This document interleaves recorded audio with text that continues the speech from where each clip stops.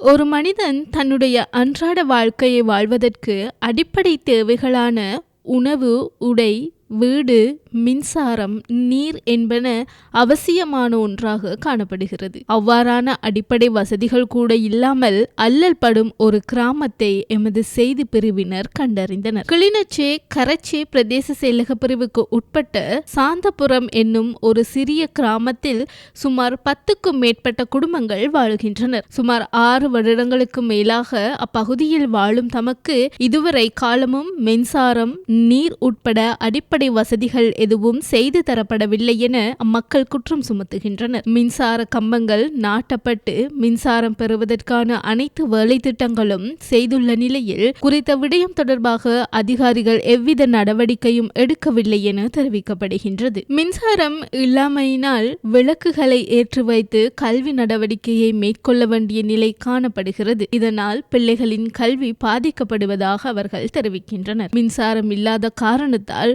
கிணற்றிலிருந்து நீரை பெற்ற முடியவில்லை. இதனால் பணம் கொடுத்தே நீரை பெறுவதாக அம்மக்கள் தெரிவிக்கின்றனர். அரசாங்கம் மூலம் கிடைக்கும் வீட்டு திட்டம் உள்ளிட்ட அடிப்படை வசதிகள் எதுவும் தங்களுக்கு கிடைக்கவில்லை என அவர்கள் கவலை தெரிவிக்கின்றனர். மிகவும் வறுமையில் வாழும் அப்பகுதி மக்கள் தமது அடிப்படை தேவைகளை பூர்த்தி செய்து தருமாறு அரசாங்கத்திடம் கோரிக்கையை முன்வைக்கின்றனர். 6 வருஷமா இதில் தான் இருக்கிறோம். வீட்டு திட்டம் இல்லை, கரண்டும் இல்லை.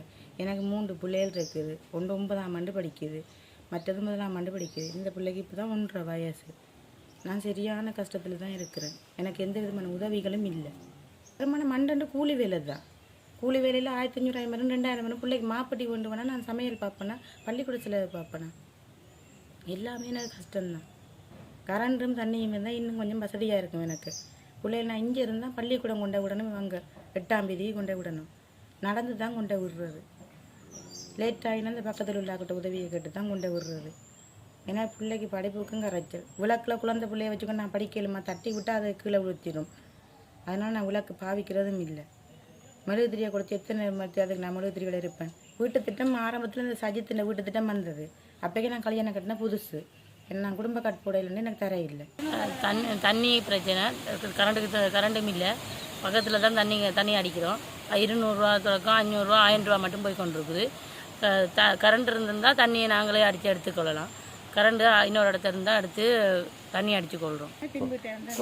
குளிக்கிறது எல்லாம் பின் வீட்டிலேருந்து தான் எடுக்கிறோம். குழாய் அடிச்சிருக்கு, கரண்ட் இல்லாதபடியாக பின் வீட்டிலேருந்து தான் எடுக்கிறோம். அது 200 ரூபா தொடக்கம் 1000 ரூபா மட்டும் அது கரண்ட் ஒரு பொறுத்தது, கரண்ட் பில்லை பொறுத்தது. எங்களுக்கு இங்கே தொழில் பிரச்சனை.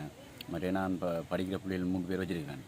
அவையிலேருந்து கரண்ட் வசதியில் இல்லை. குடி தண்ணி பிரச்சனை. குடி தண்ணி விட்டு நாங்கள் காசு கட்டி தான் தண்ணியில் எடுத்து குடிக்கிறோம். மாதத்தில் 2000 வேறு காசு கட்டி தான் எடுக்கிறோம். இப்போ அதுக்கேற்ற மாதிரி வருமானங்கள் பிரச்சனை. எங்களோட வைப்புக்கு வலிப்பு வராது. இப்போ விட்டுட்டு நான் எங்கேயும் தங்கு வெளியே போகிறனாலும் கொஞ்சம் பிரச்சனை எனக்கு. இப்போ குமார் பிள்ளையை வச்சு கொண்டு நான் போக மேலாது. இப்போ நான் 2 வருமானத்தை வச்சு தான் நான் வீட்டை பாதுகாத்து கொண்டிருக்கேன். இப்போ எங்களுக்கு கரண்ட் வசதியிலும் குடி தண்ணியிலும் தந்து செய்வதுங்கன்னா நன்றி நியூஸ் சொல்லி.